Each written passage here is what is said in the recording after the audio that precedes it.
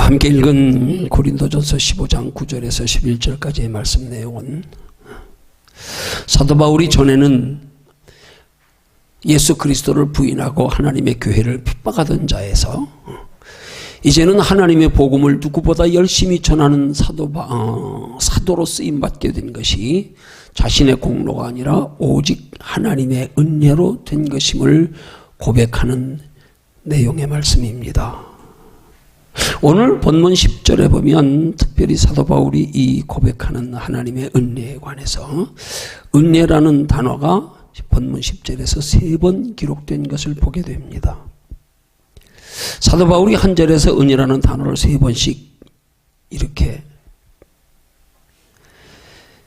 표현하는 것은 자신이 하나님께 받은 은혜에 대한 강조의 표현임과 동시에 그가 그만큼 하나님의 은혜를 소중히 여기는 것을 나타내 보이는 믿음의 표현이기도 합니다. 오늘 본문 10절 상반절에서 나의 나된 것은 하나님의 은혜로라 하는 말씀은 내가 하나님께 택함받아 천국 백성 된 것이 내 공로가 아니라 하나님의 은혜라는 고백입니다. 내가 알고 믿은 게 아니다. 내가 택한 게 아니다.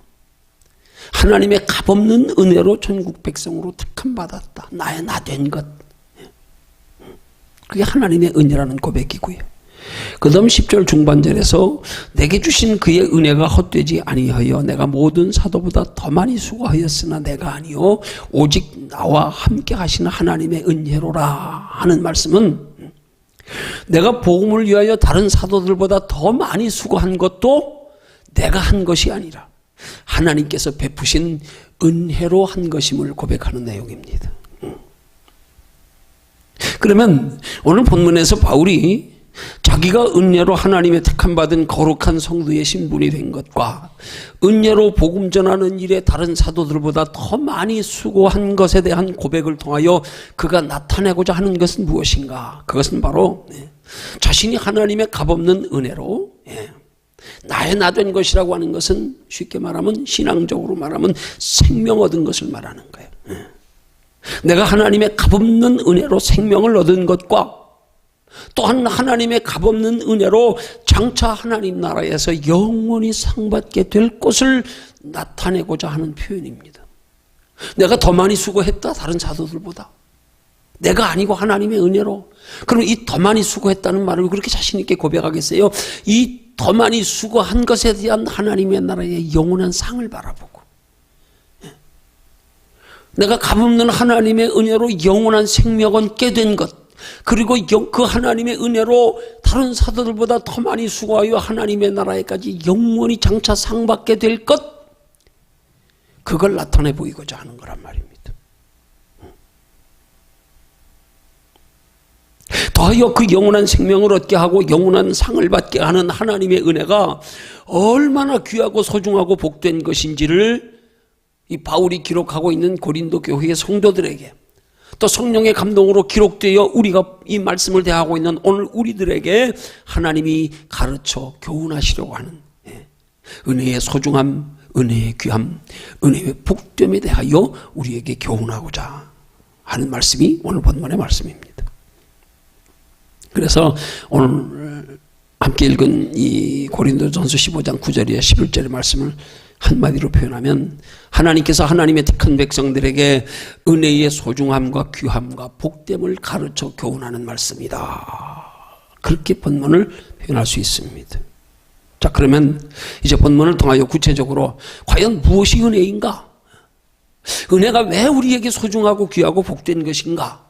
여기에 대해서 함께 살펴보면서 말씀의 제목을 무엇이 은혜인가 덧붙여서 은혜가 왜 소중한가 하는 두 가지 말씀의 제목으로 함께 은혜를 나누려고 합니다. 우리 종종 신앙생활하다 보면은요, 우리 자꾸 생각 없이 잊어버리고 습관으로 관성으로 형식적으로 할 때가 너무 많아요. 어느 때 돌아보면 가만히 있어, 내가 지금 왜 신앙생활하고 있지? 왜 은혜 받으려고 그러지?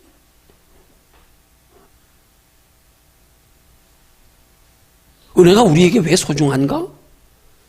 그냥 별 생각 없이 그냥 그냥 늘 그냥 습관적으로 아이고 오늘 또 수요일이네. 교회 가야지. 그냥 예배 드려야지. 여러분 우리가 신앙생활에서 뭔가 의미 있고 가치 있고 그것이 우리에게 귀하고 소중한 것으로 인식되어지고 그것 때문에 신앙생활에 대한 소망이 있고 기대가 있고 이렇게 신앙생활이 되려면 우리의 복음의 본질을 항상 잊지 않고 있어야 됩니다. 왜 신앙생활해야 하는가에 대한 이유가 분명하고 목적이 분명하면 잊어버리지 말아야 되는 거예요.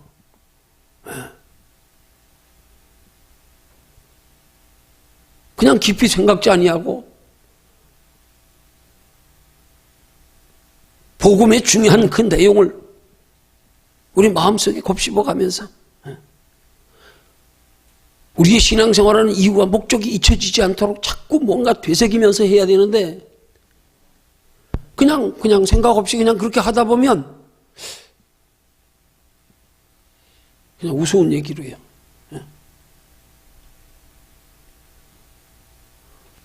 아는 사람 집에 초상집에 조문을 가가지고 시커 들어주고 나서 자 누가 돌아가셨지요? 이러는 격이 될 수 있는 거예요. 우리 신앙생활이요. 내가 지금 뭔 목적을 가지고 하는가? 내가 어떤 소망을 가지고 하는가? 왜 내가 지금 이렇게 열심히 신앙생활 해야 되나? 아니면 열심히 하지 못할 때 나는 왜 지금 왜 신앙생활에 이렇게 소극적일까? 왜 신앙생활에 아무런 감흥이 없을까? 우리 좀 돌아보고 날마다 거울 보듯이 생각하며 신앙생활 해야 됩니다. 은혜가 뭔가 생각하고 은혜가 왜 소중한가를 생각하면 뭐라고 표현할 수는 없지만 명쾌하게 그래도 어느 정도 안단 말이에요. 근데 그냥 생각 없이 하다 보니까 정작 은혜가 왜 소중하고 귀한 것인가에 대해 물어볼 때는 은혜는 개념이 잡히는데 근데 평소에 신앙생활할 때는 보면 아무 은혜에 대한 소중함에 인식이 없이 그냥 형식적으로 하고 있단 말이에요. 그래서 우린 자꾸 돌아봐야 돼요. 다시 확인해야 돼요. 얼마나 가치 있고 귀한 것인지 다시 한번 마음속에 새겨야 됩니다. 그래야 우리의 신앙생활이 다시 힘이 나고요. 다시 의미와 목적이 분명해지고요. 다시 소망이 생기고요. 그렇게 되는 거란 말입니다. 그러지 않으면 나도 모르게 그냥 형식적이야. 건성이야. 말씀 듣는 것도 그냥 건성이고 집중도 안 되고 늘 듣는 톤이고 늘 듣는 표현 방식이고 아무 감흥도 없고 깊이 깨달아지는 것도 없고 그냥 마치 성경 보면서 흰 건 종이고 검은 건 글씨고 강단의 설교에도 그게 도대체 그 말씀을 통하여 내게 깨닫게 하고자 무엇는 것에 대해서 전혀 와닿는 것도 없고 우리 한 번씩 돌아봐야 된단 말입니다. 왜 우리가 은혜가 소중한 걸 모릅니까? 은혜의 복됨을 모릅니까? 아는데요. 삶의 생활 속에 어느 땐가부터 잊어버려졌어요. 가치 인식이 없어졌어요. 그래서 소중히 여기지 않고 있어요. 그래서 소홀히 하고 있어요. 몰라서 아니에요. 돌아보면 아는 거예요.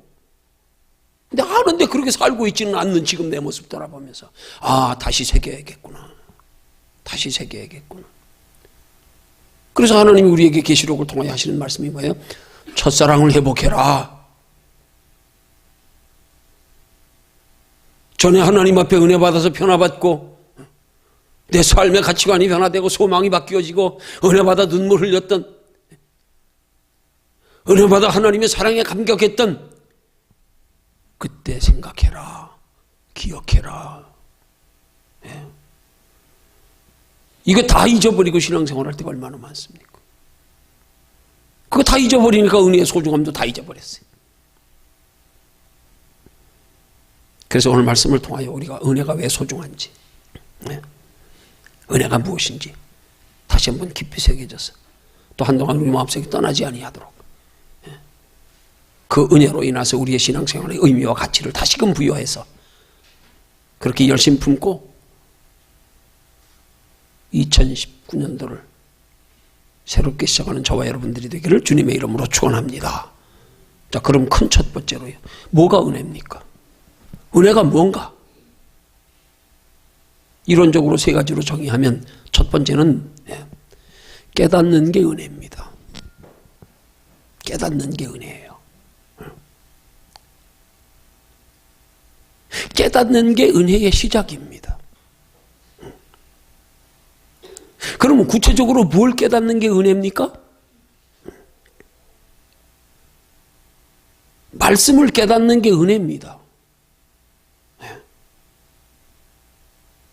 말씀을 통하여 하나님의 선하시고 기뻐하시고 온전하신 뜻이 무엇인지를 깨닫는 게 은혜입니다.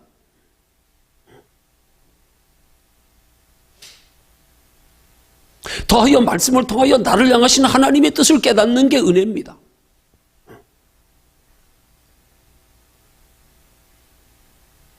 더하여 말씀을 통하여 나의 나됨을 깨닫는 게 은혜입니다. 나의 나됨을 깨닫고 나면 우리도 사도 바울처럼 주여 나는 죄인이로소이다, 이런 고백이 가능해지는 거예요. 더하여 말씀을 통하여 나를 향하시는 하나님의 사랑을 느끼고 깨닫는 게 은혜입니다.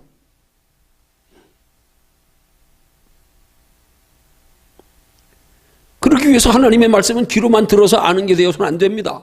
마음으로도 느껴져야 됩니다. 말씀을 들을 때에. 그 마음으로 느껴지는 걸, 말씀이 마음으로 느껴지는 걸 성령의 감동, 감화라 그러는 거예요. 말씀을 들을 때 마음이 와서 부딪혀 느껴지는 성령의 감화, 감동을 일으켜서 그것이 바로 우리 마음의 변화를 가져오게 하는 거란 말입니다. 말씀을 들으면서 우리의 마음의 변화가 일어날 때 그걸 은혜라 그러는 거예요. 근데 말씀을 들어도 아무런 마음의 느낌도 없고 변화도 없어요? 아닙니다. 그거 은혜. 은혜 아니에요. 은혜가 뭔지를 우리 잘 알아야 돼요. 그런 은혜를 하나님께서 우리에게 주시게 하기 위해서 우리가 먼저 말씀을 듣는 자세가 중요하단 말입니다.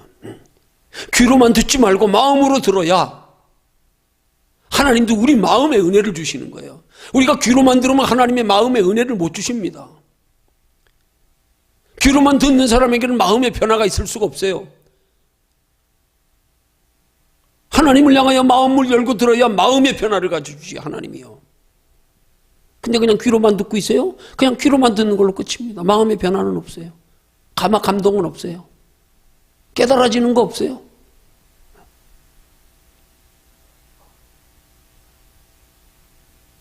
마음 열면, 마음 여는 만큼 하나님이 마음 안에 역사하셔서 마음의 변화가 있게 하신단 말이에요. 감동이 있게 하신단 말이에요.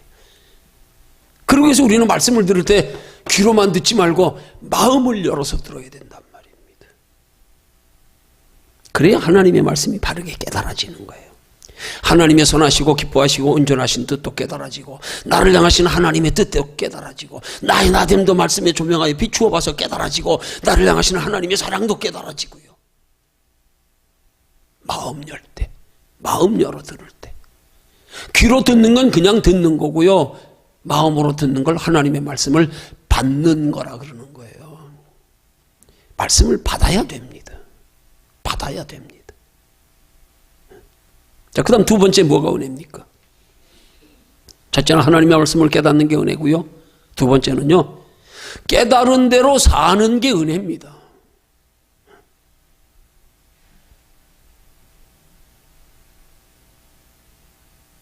그럼 여러분들 혹시 궁금하게 생각하실지 모르겠어요. 아니, 깨달았으면 그냥 깨달은 대로 내가 그렇게 살면 되지, 그걸 무슨 은혜라 그러나? 그게 무슨 은혜야? 내가 그냥 깨달았으면 깨달은 대로 살면 되는 거지, 뭘 그걸 또 거기다 또 은혜라 그래. 그건 내 책임이지. 내가 열심히 하면 되는 거지. 그게 무슨 은혜야? 아닙니다. 착각하면 안 됩니다. 여러분, 신앙생활은 아무리 하나님의 말씀을 들어서 깨달아도요, 절대로 내 의지로 신앙생활 못합니다. 못합니다. 그게 신앙생활의 원리예요. 깨닫게 하신 이도 하나님이시지만 깨달은 대로 살 수 있는 은혜와 능력과 지혜 주시는 것도 하나님이 주셔야 됩니다. 아니면 안 됩니다. 바울은 그걸 깨달았기 때문에 빌립보서 4장 13절에서 그가 고백하기를 내게 능력 주시는 자 안에서 내가 모든 것을 할 수 있느니라 하고 고백하는 거예요. 아니, 좀 더 정확히 설명드리면 하나님의 말씀을 듣고 깨달아서 내가 내 힘으로 내 의지로 그렇게 살 수 있다고 해도, 그렇게 살아도 내 힘으로 내 의지로 사는 건 하나님이 믿음으로 인정 안 하십니다. 그건 율법입니다. 인정 안 하십니다. 하나님께로부터 그렇게 살 수 있는 힘과 능력과 지혜를 받아서 그렇게 살 때 하나님이 그 깨달은 바대로 사는 행위를 믿음으로 인정하시는 거예요.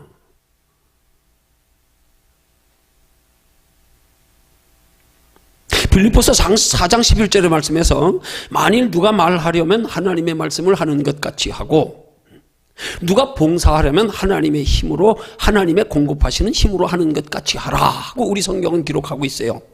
근데 이 성경을 천주교와 기독교에서 공동으로 합작해서 번역한 내용의 공동번역의 성경을 보면 좀 더 정확하게 표현된 내용이에요. 예. 기독교와 천주교가 합쳐서 같이 공동으로 성경을 번역한 책이 공동번역이에요. 근데 거기는 공동으로 같이 번역해서 그 내용을 보면 이렇게 되어 있습니다.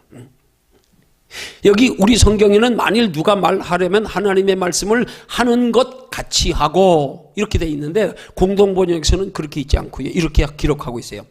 설교의 직분을 맡은 사람은 하나님의 말씀을 전해야 하고, 이렇게 나옵니다. 말씀을 하는 것 같이가 아니고 말씀을 전해야 한다. 하나님 말씀을 전해야 된다. 하나님 말씀을 하는 것처럼 하는 게 아니라 하나님 말씀을 전해야 된다. 그렇게 번역하고 있어요.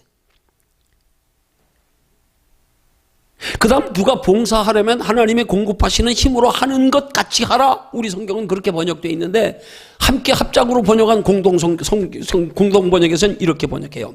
남을 도와주는 사람은 하나님께로부터 힘을 공급받은 사람답게 봉사해야 합니다. 그렇게 번역하고 있어요. 공급받은 사람답게, 공급받은 걸 전제로 해서. 그냥 공급하시는 힘으로 하는 것 같이가 아니라 공급하시는 힘으로. 그렇게 번역하고 있단 말입니다. 그래서 그 뒤에 그렇게 행해야 하는 이유를 오늘 본문 베드로전서 4장 11절 하반절에서 뭐라고 말씀하느냐. 이는 범사의 예수 그리스도로 말미암아 하나님의 영광을 받으시게 하려 함이니. 어떻게 할 때 하나님이 영광 받으시려고 어떻게 하라고요? 하나님의 말씀을 하는 것 같이가 아니라 하나님의 말씀을 전하고, 하나님이 영광 받으시게 하기 위해서 하나님의 힘으로, 공급하시는 힘으로 하는 것 같이가 아니라 하나님께로부터 힘을 공급받아서 해라. 모든 것이 하나님이 되게. 그럴 때 하나님이 그것으로 말미암아 하나님이 영광 받으시게 하려고요. 그러니까 하나님이 영광 받으시는데, 하나님이 우리에게 말씀을 주셔서 그 말씀을 대언하고 그대로 전하고 하나님의 공급하시는 힘을 받아서 그렇게 봉사할 때 하나님이 행하신 일로 하나님이 영광 받으시게 하려고. 너희 행한 일로 내가 영광 받는 게 아니라 내가 너희에게 힘준 것으로 행한 것으로 내가 영광 받으려고 그렇게 말합니다. 그리고 그렇게 하나님이 공급하신 말씀과 하나님이 공급하신 힘으로 하는 그 봉사와 말씀 복음 전하는 것을 통해서 그에게 영광과 권능이 쇠쇠무궁토록 있느니라. 아멘. 이렇게 기록합니다. 오직 하나님이 우리 안에서 행한 것만이 쇠쇠무궁토록 영원히 있다는 거예요. 우리가 한 건 잠깐 지나가는 행적에 불과한 거예요. 하나님이 우리 안에서 행하신 것만이 쇠쇠무궁토록 영원히 있느니라.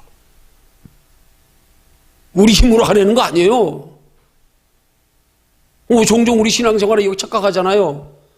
내 의지로 하나님 앞에 뭘 얼마나 하는 것으로 알고, 그래서 날 드러내고 날 과시하고 나 이만큼 한 거 보시죠. 아닙니다.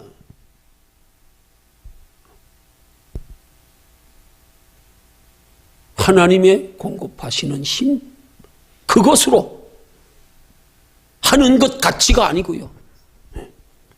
하나님의 말씀을 하는 것 같이가 아니고요. 모든 것이 하나님이 되게 해라. 내가 되지 않게 해라. 내가 되지 않게 해라.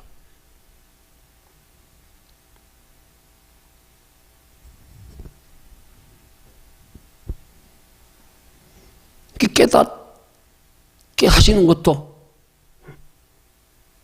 하나님의 은혜지만 깨달아서 그렇게 살 수 있는 것, 그렇게 살 수 있게 해주시는 것도 하나님의 은혜라는 사실이에요.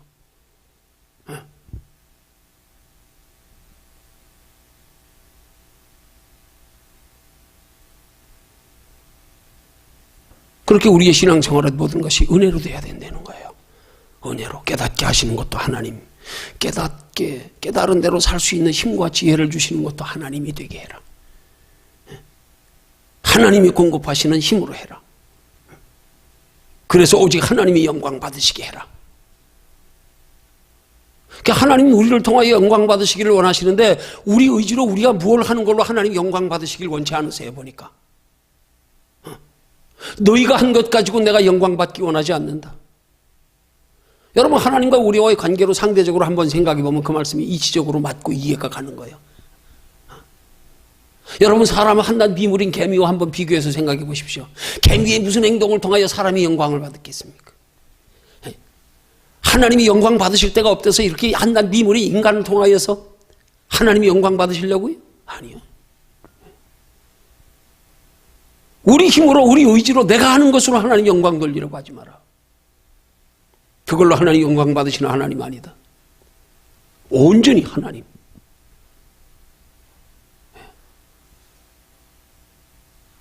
그걸 우리가 바로 깨달을 때 우리가 행하는 모든 일에 있어서 착각에서 벗어나는 거예요. 교만에서 벗어나고요. 자랑할 것도 없고요. 내 안에서 다 하나님이 하시는데 내가 뭘 자랑합니까? 아니, 한 걸음 더 나가선 역으로요, 내가 잘 못하는 것까지도 부끄러워할 것도 하나도 없어요. 그게 나인데 뭐. 나는 본래 그거밖에 안 되는데 뭘. 그게 나의 나된 모습인데 뭐. 그럼 부끄러울 게 뭐 있어요? 그래, 그게 나야. 하나님은 오직 내 안에서 모든 일을 하나님이 하시게 하려는 거예요.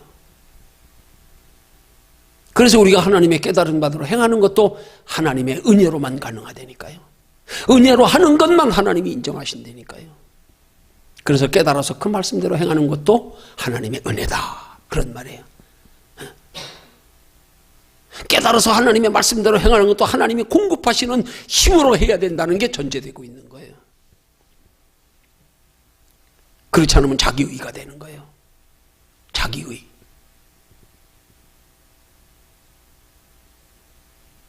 그건 율법이 되는 거예요.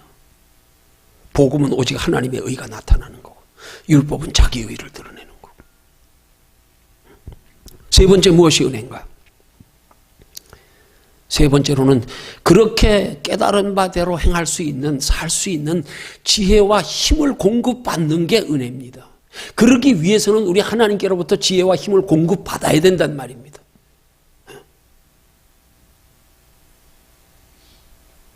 그러면 그렇게 살 수 있는 지혜와 힘을 공급받는 게 은혜인 이유가 뭐냐? 우리는 하나님의 뜻대로 하나님을 기쁘시게 하는 삶은 내 힘과 지혜로 되는 게 아니기 때문에, 내 힘과 지혜로 하는 건 하나님이 기쁘시게 하는 게 못 되기 때문에, 하나님이 힘과 지혜를 공급해 주셔야 하기 때문에, 하나님께로부터 힘과 지혜를 공급받는 만큼 깨닫는 대로 살 수 있기 때문에, 그래서 하나님께로부터 지혜와 힘을 공급받는 게 은혜란 말입니다. 근데 그 은혜는 우리가 하나님께 그 은혜를 사모하는 만큼, 하나님께 구하는 만큼, 하나님을 가까이 가는 만큼 하나님이 주십니다. 그렇다면 또 우리가 궁금하게 생각할 수 있는 거 있죠? 아니, 그러면 내가 하나님을 사모하는 만큼, 구하는 만큼, 가까이 하는 만큼 해서 하나님이 내게 주셨으면, 그건 내가 내 의지로 하나님을 가까이에서 받았고 힘써 구해서 받았는데 무슨 은혜냐? 아닙니다. 그것도 은혜입니다.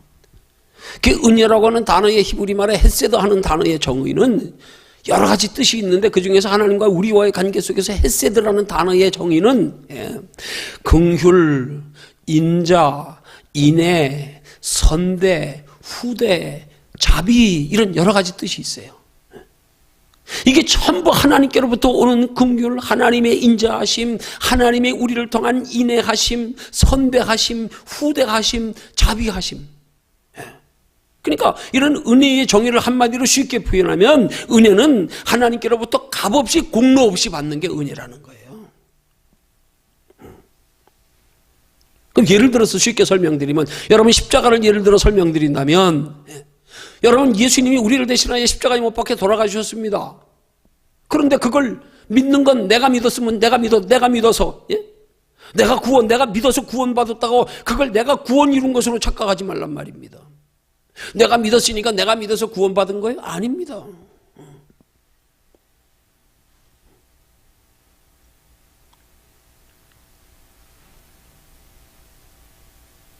예수님이 십자가 져주셨기 때문에 구원받는 거죠. 그걸 내가 믿었다고요? 아니요. 예수 그리스도의 십자가가 믿어지는 것도 은혜라니까요. 내가 믿어진 게 아니라니까요. 이사야 55장 1절에서 말씀합니다. 너희 목마른 자들아 물러나오라. 돈 없는 자도 오라. 너희는 와서 사 먹되 값없이 와서 포도주와 젖을 사라. 사러 왔어요. 내가 샀어요. 산 게 무슨 은혜입니까? 근데 왜 은혜예요? 값없이 샀기 때문에 은혜란 말입니다. 값없이 샀기 때문에 은혜란 말이에요. 그러니까 하나님이 어떤 자들에게 은혜를 주시느냐? 값없이 은혜로 주시는 것을 얻으려고 죽게 나오는 자에게, 사모하여 구하는 자에게 하나님이 값없이 은혜로 주시는 거란 말입니다. 그러니까 하나님 앞에 나오는 건 내가 해야 된단 말입니다. 구하는 건 내가 해야 된단 말입니다. 그러나 내가 하나님 앞에 나왔다고, 내가 구했다고, 그게 내가 한 게 아니란 말입니다. 나는 값없이 얻기 위해서 나왔지요. 값없이 얻기 위해서 구한 거지요. 그럼 값없이 얻은 건 은혜잖아요.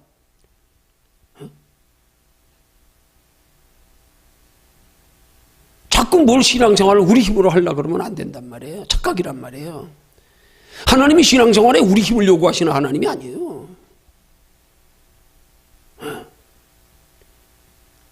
자꾸 신앙생활을 우리 힘으로 하려고 그러니까 착각해가지고 거기에 넘어지고 부담 가지고 시험 들고 그렇게 되는 거예요.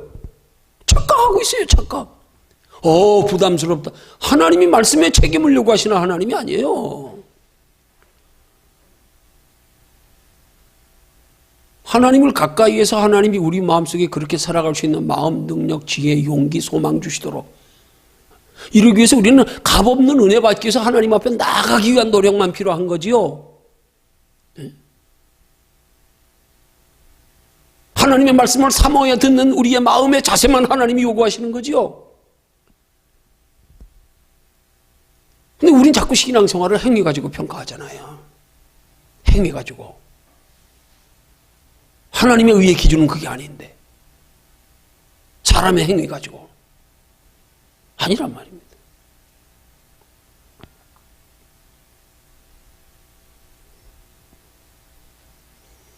그렇게 보면 우리가 하나님의 말씀을 깨닫는 것도 하나님의 은혜고, 깨달은 대로 사는 것도 하나님의 은혜고, 깨달은 대로 살 수 있는 힘과 지혜를 얻는 것도 다 하나님의 은혜인 줄로 믿으시기를 주님의 이름으로 축원합니다. 그러면 이제 또 생각해 봐야 될 것은, 그러면 그런 은혜를 받기 위해서 우리가 해야 할 건 그러면 뭔가? 그럼 우리는 가만히 있으면 되는가? 그냥 가만히 있으면 되는가요? 그게 아니란 말입니다. 그런 값없는 은혜를 받기 위해서 우리가 해야 할 게 있어요. 그게 뭐냐면 하나님께 우리에게 요구하시는 게 있단 말입니다. 그 뭐냐? 그게 바로 하나님의 은혜를 사모하는 마음이란 말입니다. 마음은 네가 열어라. 마음은. 그래서 계시록의 말씀이 보라 내가 문 밖에 서서 두드리노니 누구든지 내 음성을 듣고 문을 열면 나는 그에게로 들어가서 그와 더불어 먹고 그는 나로 더불어 먹으리라. 우리 마음문 두드린대요. 문 여는 건 네가 열어. 마음은 네가 열어야 돼. 그래야 하나님이 값없는 은혜를 주셔. 목마른 자들아 물러나와라. 포도주와 젖을 사되 값없이 사라. 나오는 건 네가 나와야 돼. 그래야 값없이 줘. 마음 열어야 주님이 들어와서 하나님의 뜻대로 살아갈 수 있는 은혜를 주셔. 마음 열어야. 마음만 안 열면 못 들어오신다는 거예요. 마음 여는 건 우리가 해드려야 되는 거예요. 그 마음을 닫고 있으니까. 그 마음을 왜 닫습니까? 닫는 이유가 뭐예요? 착각하고 있으니까 그래요. 마음 열어서 하나님이 깨닫게 하시면 내가 해야 되는 줄 알고, 마음 열어서 깨닫게 하시는 것도 하나님의 은혜지만 깨달아서 하나님의 뜻대로 살아갈 수 있게 하는 것도 하나님의 은혜라니까요. 근데 내가 해야 되는 줄 알고, 내 책임을 요구하는 줄 알고, 내 책임에 대한 부담감 때문에 신앙생활 힘든다, 부담스럽다. 아닙니다. 착각하고 있는 거예요. 그 원리를 알고 나면 참 신앙생활이 쉬운 거예요. 알고 보니까. 그 얼마나 쉬우면 우리에게 예수님이 그렇게 말씀하시겠어요? 어린아이를 세워놓고 어린아이와 같지 않으면 결단코 천국에 들어가지 못하리라. 어린아이 같은 믿음만 되라. 어린아이 같은 믿음. 너무 많은 거 아는 걸 요구하지 않아. 그것도 필요하면 하나님이 알려주셔. 그렇게 살아갈 수 있는 지혜도 하나님이 주셔. 마음만 열리는 거예요. 하나님이 값없는 은혜를 주시도록. 근데 여기에 꽉 부담을 가져가지고 이게 우리에게 율법이 돼가지고 신앙생활의 즐거움도 하나도 없고 가치 인식도 안 되고 그러니까 힘든 거예요. 부담스러운 거예요. 착각하고 있는 거예요. 그러니까 율법이 되는 거예요. 우리에게 멍해가 되는 거예요. 신앙생활이. 하나님 우리에게 멍해로 주신 게 아니란 말이에요.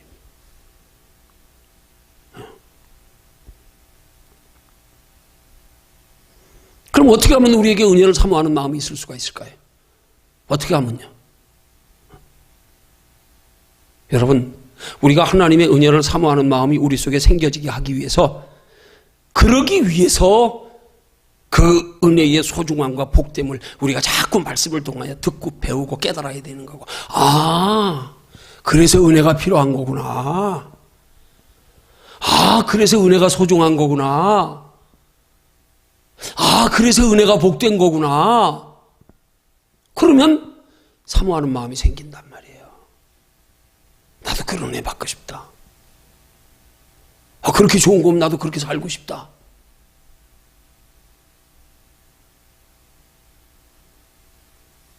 그래서 그 천국의 가치를 우리에게 가르쳐 교훈하려고 주님은 밭에 감추인 보화의 비유를 통하여 우리에게 말씀하는 거 아닙니까? 천국은 마치 밭에 감추인 보화와 같다. 그 천국이 얼마나 소중하면 농부가 발견하고 나서 그 가치를 알았기 때문에 기꺼이 자기 소유를 다 팔아서 밭을 샀다고 하지 않냐? 너희 인생의 모든 소유를 다 팔아서 얻을 만큼 그것을 소유해야 될 만한 살만한 가치가 있는 거야. 가르쳐 주는 거 아니에요? 그렇게 귀한 거야? 천국이? 내가 가진 인생의 모든 소유를 다 팔아서라도 저걸 내 것으로 소유해야 될 가치가 있는 거야? 그럼 나도 그렇게 살고 싶어요. 이 가치 깨닫게 하려고요. 이 가치 깨닫게 하려고요. 강단에서 하나님의 말씀이 선포되어져 할 일은요, 여러분들에게 복음의 가치만 깨달아지게 하면 그 다음 여러분들이 할 일이에요. 여러분 몫입니다. 가치만 깨닫게 하면 되는 거예요. 가치도 안 깨달아진 사람에게 뭘 이거 해라 저거 해라 뭐 아닙니다. 욕심 부추겨가지고 뭐 하면 복 받는다 아닙니다. 가치만 깨달아지게 해줘라. 가치만 인식시켜줘라. 우리가 듣는 복음이 얼마나 귀하고 복되고 소중한 건지 가치만 바르게 설명해줘라. 그리고 선택은 들은 사람들이 본인이 결정해라.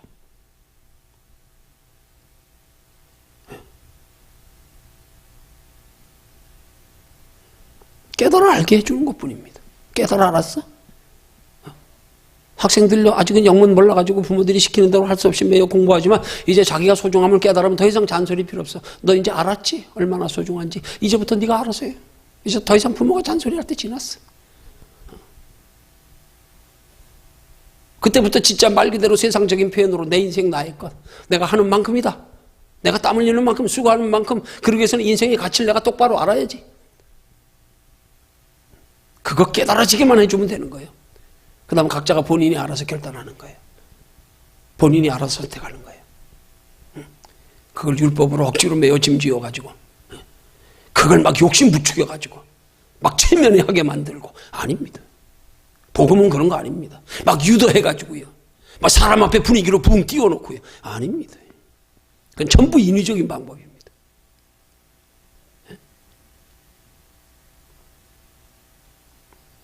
하나님 앞에서는 우리의 신앙생활에 인위적인 게 다 쥐하여져야 돼요. 죽어져야 돼요. 없어져야 돼요. 그래서 하나님은 이스라엘 백성들이 가나안 땅 입구에 요단을 건넌 후에 그들이 요단 건넌 후에 하나님께서 우리를 여기까지 도우셨다 하는 에베네셀의 기념에 돌을 세울 때 하나님이 여호수아에게 하신 말씀이 있어요. 다듬지 마라. 있는 모습 그대로 그냥. 네가 다듬어서 아름답게 뭐 돌멩이를 그릇듯하게 모양 내려고 그러지 마라. 있는 모습 그대로. 내 모습 이대로 주봐도 없어서.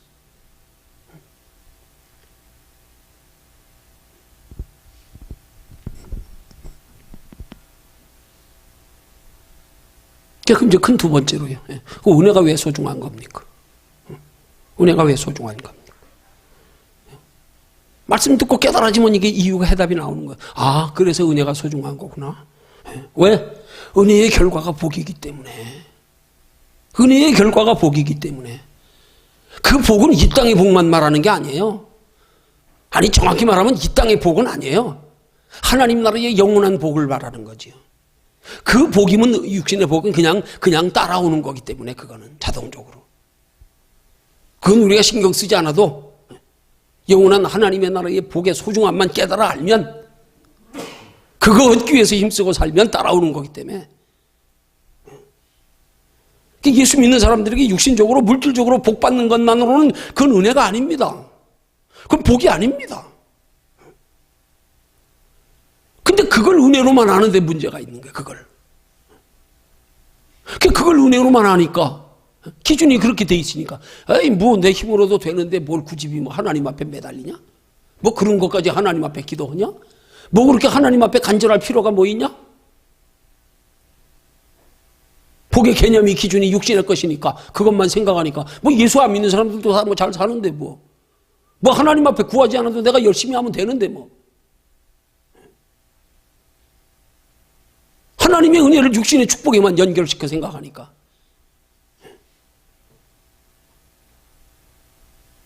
한 걸음 더 나가서는 조금 살만해지면 뭐 이만하면 받았으면 됐지 뭐 아쉬울 거 없는데 뭐 은혜 받을 필요 뭐 있어?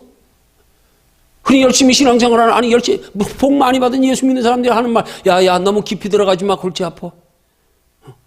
지금 편안하고 좋은데 뭘 그렇게 뭐 별스럽게 신앙생활하냐?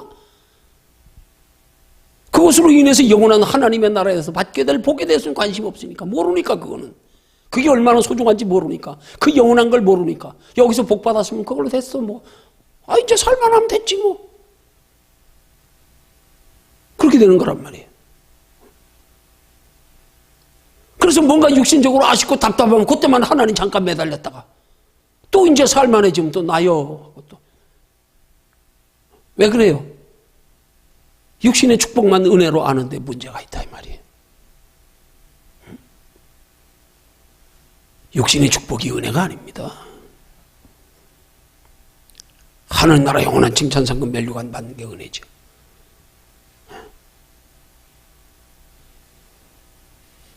우리는 육신적으로 복을 받아도 그 받은 복이 우리 영혼의 유익이 되어서 육신적인 복을 받은 것으로 영혼에까지 하나님 나라가 복이 돼야 그게 진짜 은혜인 거예요. 그게 그렇게 하나님 나라의 복이 되도록까지 살아가는 은혜와 깨달음과 지혜와 능력으로 그렇게 살 수 있게 하는 은혜까지 받는 게 진짜 은혜란 말입니다.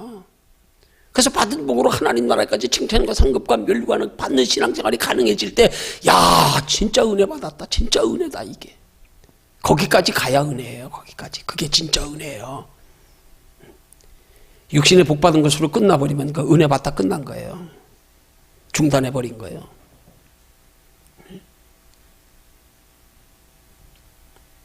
성도에게 영혼의 유익이 없는 육신의 복은 복이 아닙니다. 그래서 도리어 우리 인생을 영적으로는 불행하게 만드는 거예요. 성도에게 육신의 복은 그 육신의 복으로 영혼의 유익이 되는 만큼이 진짜 복이에요. 나머지는 아닙니다. 그냥 허비, 낭비 그냥. 이 땅에서 잠시 사는 동안에 그냥 지나가면 끝나버리는 거. 아침 안개 같은 거.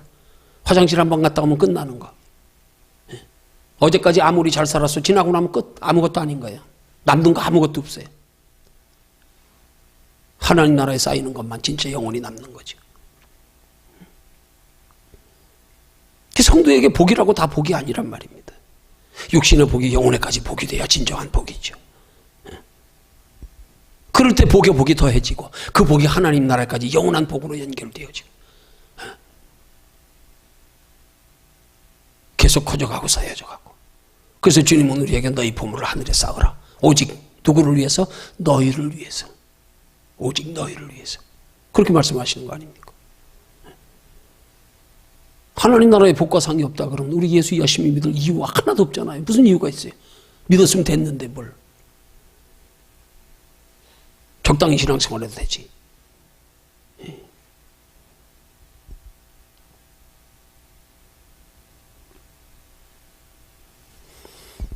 그래서 하나님이 우리의 축복의 원리를 요한 3서 2절이 그렇게 말씀하는 거란 말이에요. 영혼이 잘된 같이 범사에 잘되고 감같게 되는 복. 그러기 위해서 영혼이 잘되기를 먼저 힘써야 된다. 그 영혼이 잘되기를 힘쓰는 게 뭡니까? 그게 은혜를 소중히 여기는 겁니다. 은혜를 소중히 여기는 사람만이 영혼이 잘되기를 힘씁니다. 그 은혜를 소중히 여기는 게 먼저 마음으로 먼저요. 마음으로. 가치관의 변화가 있어야지. 이 땅에 잠시 살다 가는 건데 은혜가 얼마나 소중한 건지 우리 마음에서 가치 인식이 있어야지요. 가치관의 변화가.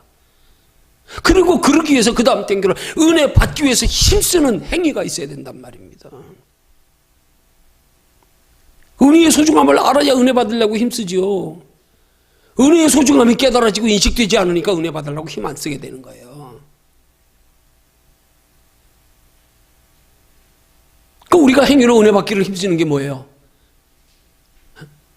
그게 하나님을 가까이 하기를 힘쓰는 행위란 말인가? 다른 거 말고요. 내가 뭐 경건하고 거룩하고 율법 지키고 말씀대로 사는 거고 이런 거 말고요. 하나님을 가까이 하기 위한 노력이요. 하나님을 가까이 하기를 힘쓰는 행위. 그럴 때 거기서 말씀을 깨닫게 하시는 것도 하나님의 은혜요. 깨달은 바로 행할 수 있는 지혜와 힘과 능력 주시는 것도 하나님의 은혜요.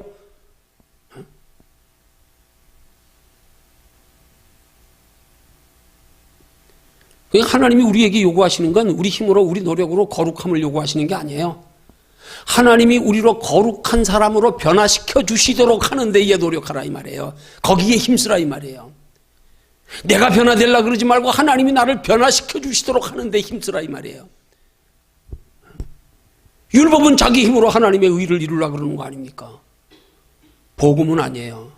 하나님이 우리 마음속에서 하나님의 공급하시는 힘으로 지혜로 마음으로 너희 속에서 행하시는 이가 하나님이시니 하나님이 우리 속에서 행하시게 해라. 거기에 힘써라. 거기에 우리가 행해야 될 건 그렇게 하나님이 우리 마음속에 은혜를 주시도록 변화를 주시도록 하나님을 가까이 하는 이 행위, 이거는 우리가 힘써야 되는 거란 말이에요. 이건 냉정해요. 우리가 행한 만큼이에요. 네가 가까이 한 만큼이다. 하나님 나라 가서 마찬가지. 네가 행한 만큼이야. 네가 하나님을 가까이 한 만큼. 너 가까이 한 만큼 하나님이 지혜도 힘도 믿음도 하나님의 뜻대로 살 수 있는 것도 네가 하나님을 가까이 한 만큼, 너 그만큼 네 한 만큼.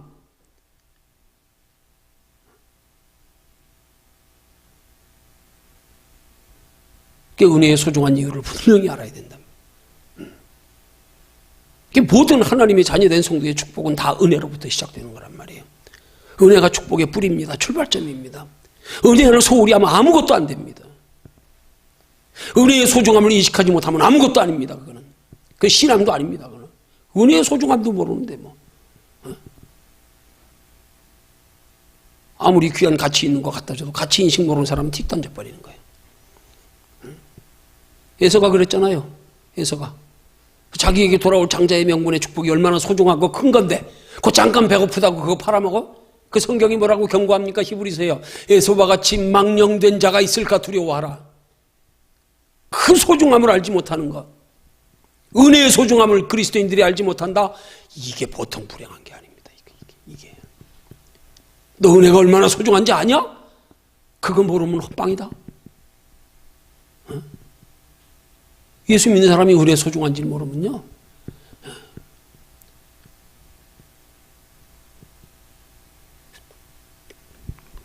아무리 귀한 것 같다는 뭐예요? 아메리칸 대륙의 인디안 원주민들이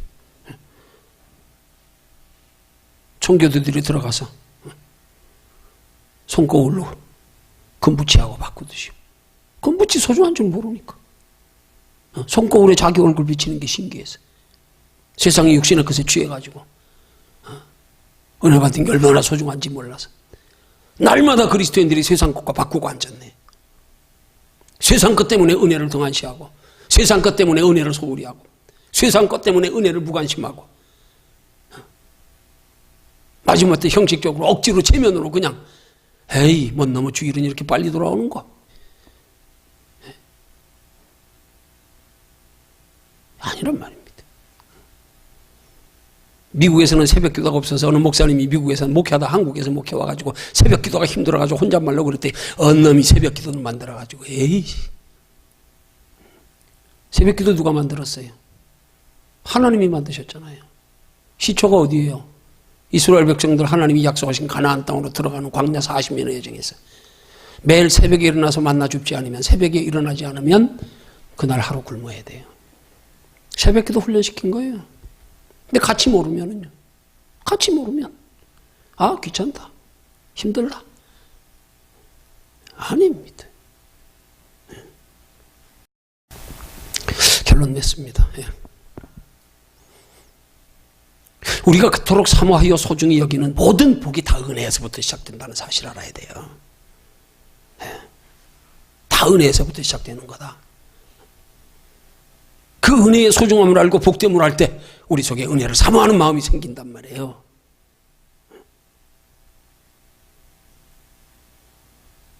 은혜를 사모하는 마음이 생기면 은혜를 사모하는 마음 따라서 우리 속에 열심도 생긴단 말이에요. 사모하는 마음에 하나님이 은혜를 주시고 능력을 주시고 지혜를 주시고 사모하는 영혼에 만족함을 주셔서 너희 속에서 행하시는 이가 하나님이시다.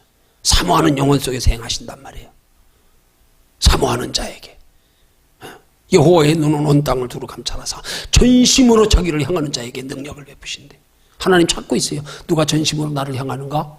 누가 그렇게 은혜의 소중함을 알고 은혜를 사모하는가? 지금도 하나님이 찾고 계셔. 두루두루. 그 사모하는 사람 속에 하나님이 은혜와 능력을 주신대요. 그 속에 들어가 더불어 먹고 마신대요. 네. 은혜의 소중함을 아는 사람들에게, 은혜의 소중함의 가치를 모르면 그거는 하나님에 대한 가치를 모르는 것과 같아요. 하나님을 소중히 여기지 않게 하찮게 여기는 거하고 똑같은 거예요.